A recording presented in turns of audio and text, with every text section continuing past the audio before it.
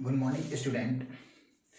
Today I will discuss the role of education in capital formation. Actually, capital formation is that process in which the efficiency of a person increase, productivity of a person increase, the skill of a person increase, and the knowledge of a person increase. Okay, if there is an increase in knowledge, increase in efficiency, increase in productivity, increase in skill of the persons, it means human capital formation is take place in a country. तो human capital formation एक वो process है जिसमें लोगों की efficiency, productivity, लोगों की skill, लोगों की नॉलेज, लाइफ एक्सपेक्टेंसी, लोगों का स्टेटस कंटिन्यूसली इंक्रीज होता है. उसे कहते हैं ह्यूमन कैपिटल फॉर्मेशन. और लोगों की जो इफिशिएंसी और प्रोडक्टिविटी इंक्रीज होती है वो ट्रेनिंग के थ्रू इंक्रीज होती है. जब हम वर्कशॉप ऑर्गेनाइज करवाते हैं और लोगों को ट्रेनिंग देते हैं तो लोगों की इफिशिएंसी और प्रोडक्टिविटी इंक्रीज होती है. और जब इफिशिएंसी प्रोडक्टिविटी इंक्रीज होती है तो वो कम वक्त में ज़्यादा प्रोड्यूस करते हैं, ज़्यादा गुड्स प्रोड्यूस करते हैं. और जब गुड्स का प्रोडक्शन इंक्रीज होता है तो इकोनॉमिक ग्रोथ होता है, क्योंकि इकोनॉमिक ग्रोथ वो प्रोसेस है जिसमें गुड्स का प्रोडक्शन, सर्विस का प्रोडक्शन इंक्रीज होता है. जब ट्रेनिंग के जरिए इफिशिएंसी और प्रोडक्टिविटी इंक्रीज होती है लोगों की, तो इफिशिएंसी और प्रोडक्टिविटी इंक्रीज होने से गुड्स का प्रोडक्शन इंक्रीज होता है, वो कम वक्त में ज़्यादा प्रोड्यूस करते हैं. और जब गुड्स का प्रोडक्शन इंक्रीज होगा तो इकोनॉमिक ग्रोथ होगा. इट मीन्स इकोनॉमिक ग्रोथ जो है वो किस पर डिपेंड करता है? ह्यूमन कैपिटल फॉर्मेशन पर. सबसे पहले ह्यूमन कैपिटल फॉर्मेशन में लोगों की इफिशिएंसी और प्रोडक्टिविटी इंक्रीज होगी. और जब इफिशिएंसी प्रोडक्टिविटी इंक्रीज होगी तो गुड्स का प्रोडक्शन इंक्रीज होगा. और जब गुड्स का प्रोडक्शन इंक्रीज होगा तो इकोनॉमिक ग्रोथ होगा. ओके. और ह्यूमन कैपिटल फॉर्मेशन में एजुकेशन जो है वो बहुत इंपॉर्टेंट रोल प्ले करती है. अब किस तरह से एजुकेशन जो है वो ह्यूमन कैपिटल फॉर्मेशन में एक इम्पॉर्टेंट रोल प्ले करती है, किस तरह से एजुकेशन से एक कंट्री के अंदर इकोनॉमिक डेवलपमेंट हो सकता है, ये हमारा आज का टॉपिक है. The role and importance of education in economic development in human capital formation, ये आज का टॉपिक है. Okay. Education play very important role in human capital formation. Educated person can perform his duty better than uneducated person. General education increases the level of understanding of the pupil. Medical education improves the health of the pupil. People enjoy longer, better and healthy life due to the advancement of medical facility. It also increases life expectancy of the pupil. In this way, it leads to human capital formation. Technical education like training, workshop, increase the efficiency and productivity of the workers. When the efficiency and productivity of the worker increase, then they can produce more goods of better quality in minimum time with minimum resources. When the production of goods increase, it means economic development is take place in that particular country. Okay. So education play a very important role in human capital formation. An educated person perform his work very well as compared to the uneducated person. General education increase the level of understanding of the pupil. Education human capital formation में एक बहुत ही important role play करती है. और education जो educated person होगा वो अपने अपना वर्क अपनी जॉब जो है बेटर तरह से परफॉर्म कर सकता है as compare to uneducated person. जो एजुकेटेड पर्सन होता है ना, उसकी सोचने समझने की सलाहियत इंक्रीज हो जाती है।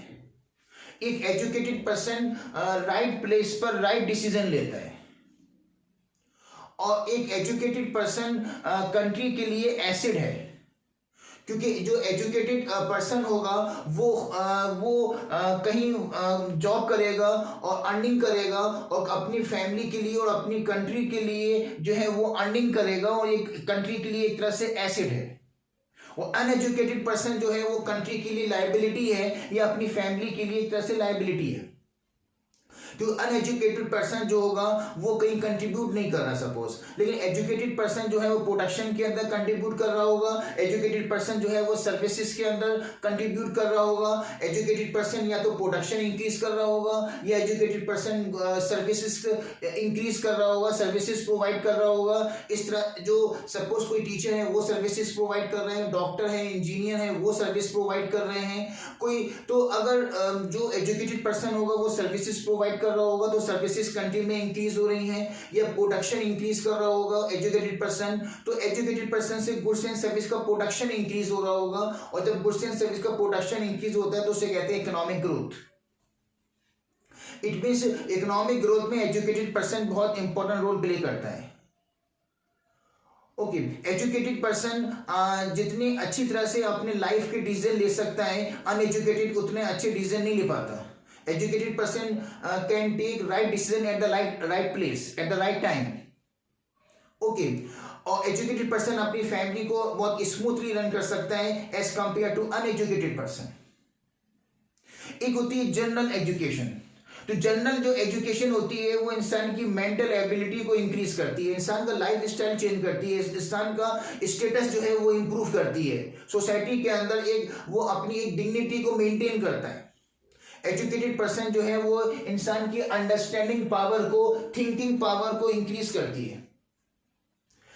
General education. इसी तरह से जो मेडिकल एजुकेशन है वो मेडिकल एजुकेशन लोगों की हेल्थ इंप्रूव करती है।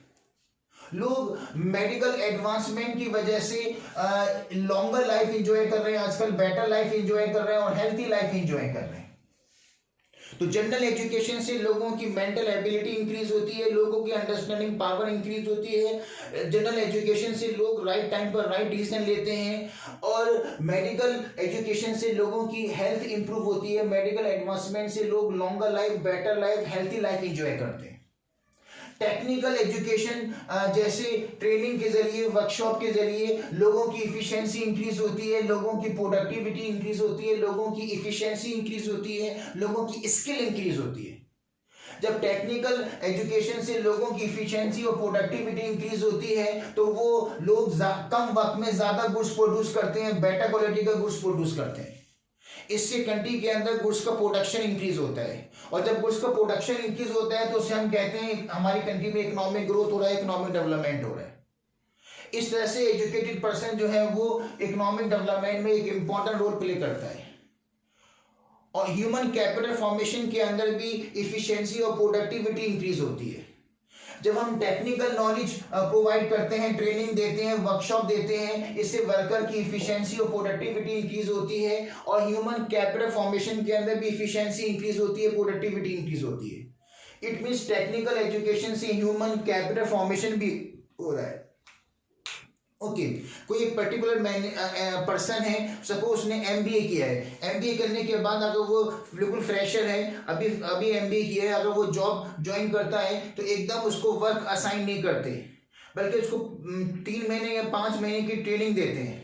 ट्रेनिंग में उसको सिखाया जाता है कि आपको कैसे काम करना है, क्योंकि बुकिश नॉलेज अलग होती है और प्रैक्टिकल नॉलेज अलग होती है।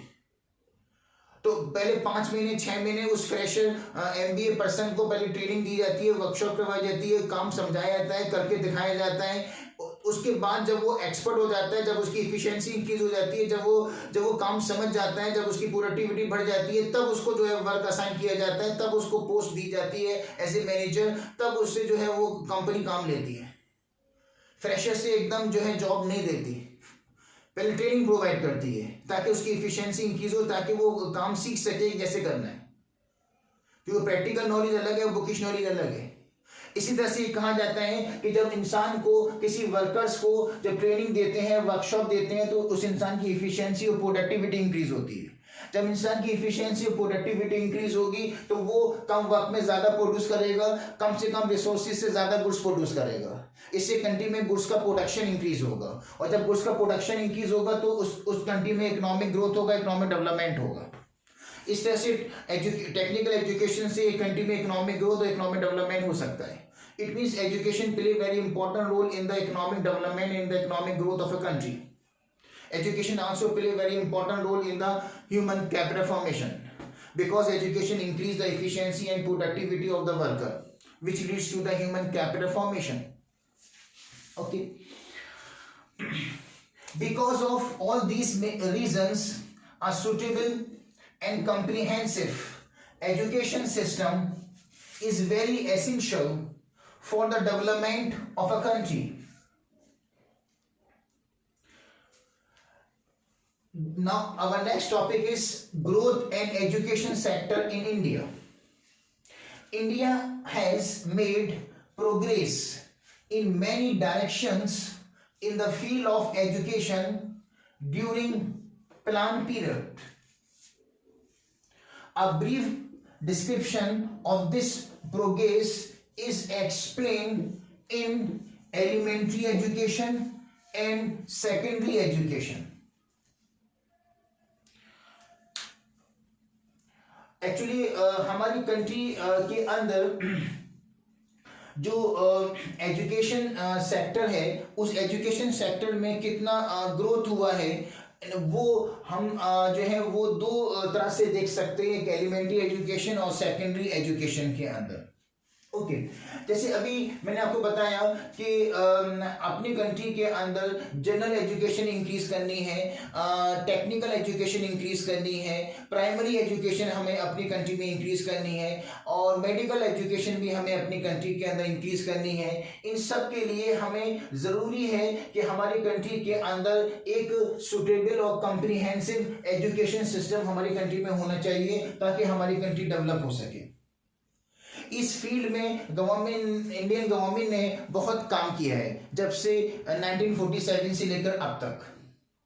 अब 1947 से लेकर अब तक एजुकेशन सेक्टर ने जो में क्या क्या डेवलपमेंट हुआ और गवर्नमेंट ने एजुकेशन सेक्टर के अंदर कितना कितना कंट्रीब्यूट किया है, अब हम वो एनालाइज करेंगे. ओके इसके लिए जो आपका ये टॉपिक है growth of education sector in India. India के अंदर एजुकेशन सेक्टर में कितना ग्रोथ हुआ. एक्चुअली जो इंडियन गवर्नमेंट है, उस इंडियन गवर्नमेंट ने एजुकेशन की डिफरेंट फील्ड्स के अंदर जो है वो अपने 5 ईयर प्लान में बहुत सारा कंट्रीब्यूशन किया है. जो 5 year, first 5 year plan, second 5 year plan, third 5 year plan के अंदर, फोर्थ 5 ईयर प्लान के अंदर इंडियन गवर्नमेंट ने एजुकेशन सेक्टर के अंदर काफ़ी कंट्रीब्यूशन दिया है. और वो जो कंट्रीब्यूशन है, जो हमारा एजुकेशन सेक्टर की जो प्रोग्रेस है डिफरेंट फील्ड्स के अंदर, वो हम दो तरह से एनालाइज कर सकते हैं, उसको इसकी स्टडी कर सकते हैं. एक है एलिमेंट्री एजुकेशन और एक है सेकेंडरी एजुकेशन. तो इंडियन गवर्नमेंट ने एलिमेंट्री एजुकेशन के अंदर कितना कंट्रीब्यूशन किया और क्या क्या हमारी प्रोग्रेस हुई एलिमेंट्री एजुकेशन के अंदर टिल नाउ. इसी तरह से 1947 से लेकर अब तक सेकेंडरी सेक्टर के अंदर, सेकेंडरी एजुकेशन के अंदर क्या क्या प्रोग्रेस हुई. इस वीडियो के अंदर हम आपको बताएंगे कि एलिमेंट्री एजुकेशन के अंदर इंडियन गवर्नमेंट ने क्या क्या प्रोग्रेस अचीव की, क्या क्या कंट्रीब्यूशन किया.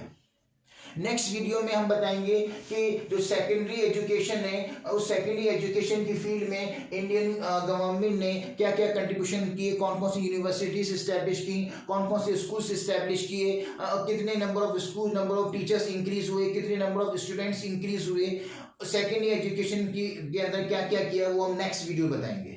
इस वीडियो में हम आपको बता रहे हैं कि एलिमेंट्री एजुकेशन के अंदर गवर्नमेंट ने क्या क्या कंट्रीब्यूशन किया और कितने नंबर ऑफ स्टूडेंट्स का इनरोलमेंट इंक्रीज हुआ, कितने प्राइमरी और अपर प्राइमरी स्कूल्स इस्टेब्लिश किए गए. ये हम जो है एलिमेंट्री एजुकेशन के अंदर देखेंगे.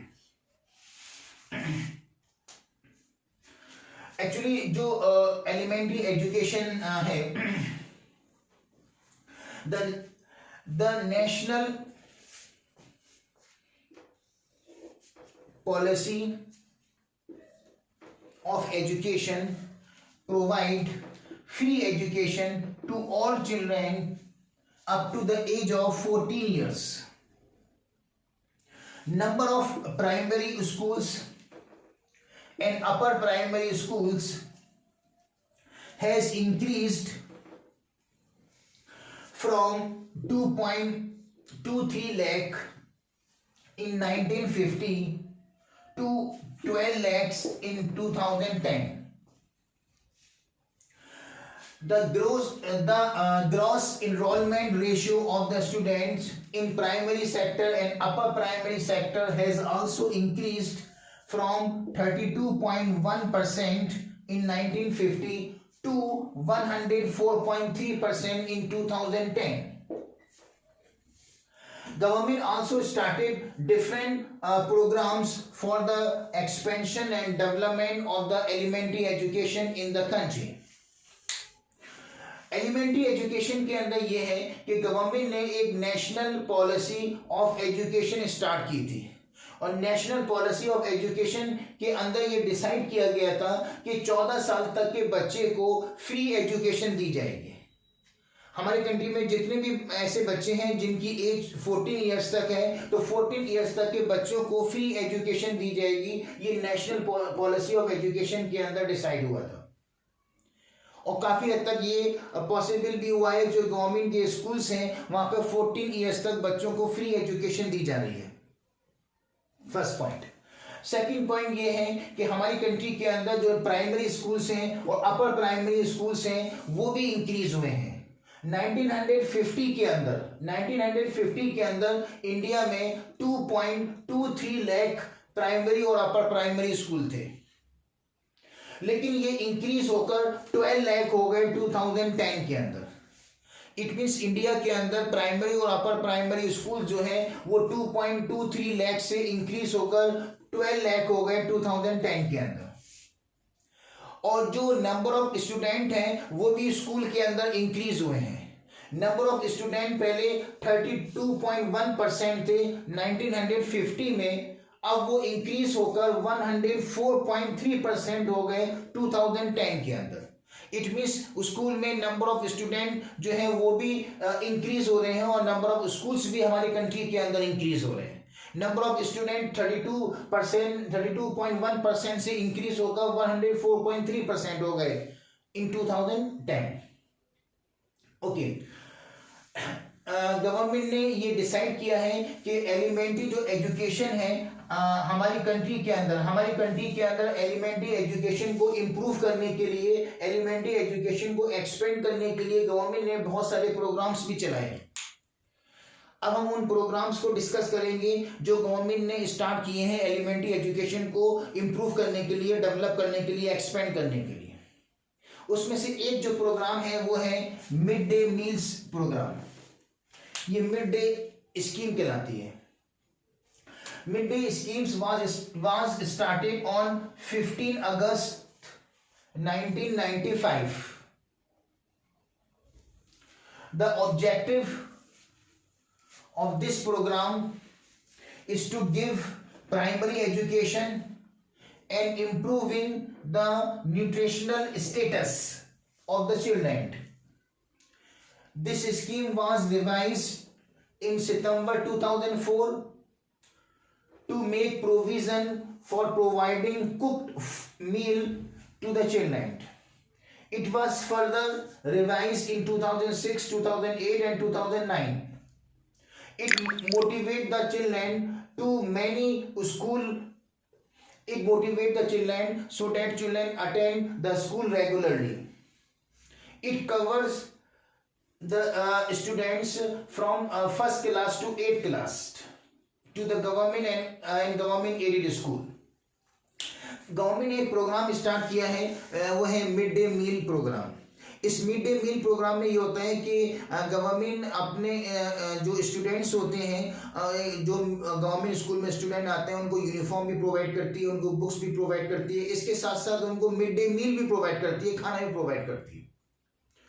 और ये जो स्कीम है स्टार्ट हुई थी, मिड डे मील प्रोग्राम जो स्टार्ट हुआ था वो 15 अगस्त 1995 में स्टार्ट हुआ था।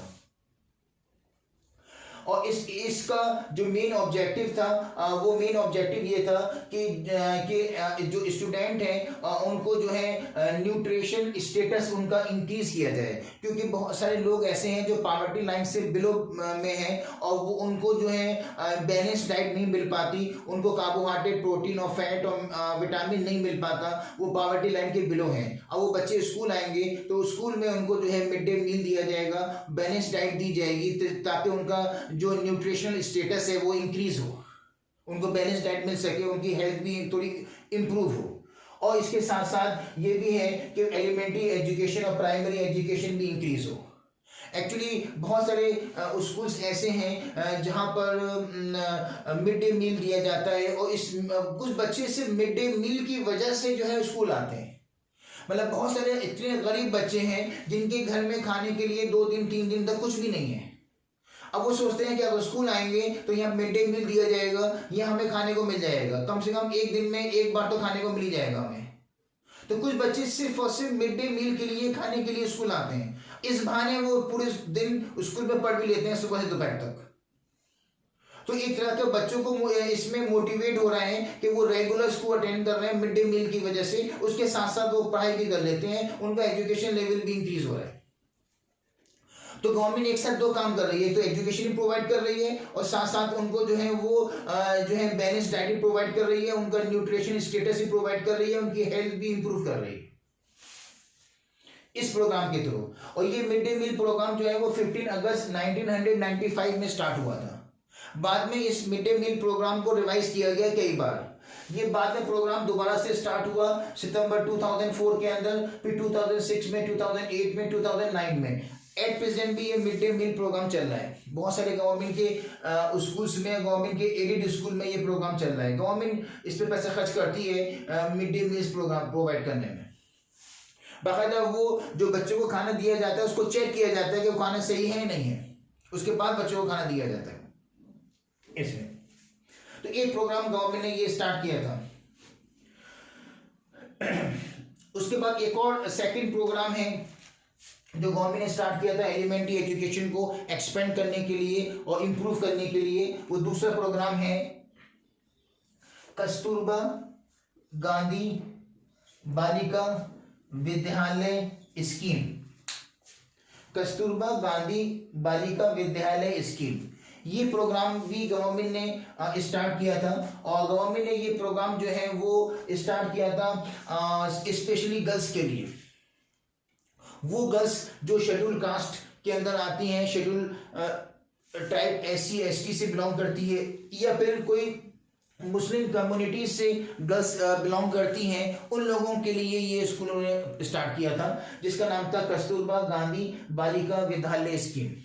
ये स्पेशली गर्ल्स के लिए प्रोग्राम स्टार्ट किया था। ऐसी गर्ल्स जो SC और ST से बिलोंग करती हैं, ऐसी गर्ल्स जो OBC से बिलोंग करती हैं, ऐसी गर्ल्स जो बिलो द पॉवर्टी लाइन से बिलोंग करती हैं, ऐसी गर्ल्स जो मुस्लिम कम्युनिटी से बिलोंग करती हैं, उनको एजुकेशन प्रोवाइड करने के लिए ये स्कीम स्टार्ट की थी। इस स्कीम में ऐसी जगह स्कूल खोले गए थे जो उनके ये स्कूल जो है 100% जो है रेसिडेंशियल स्कूल थे।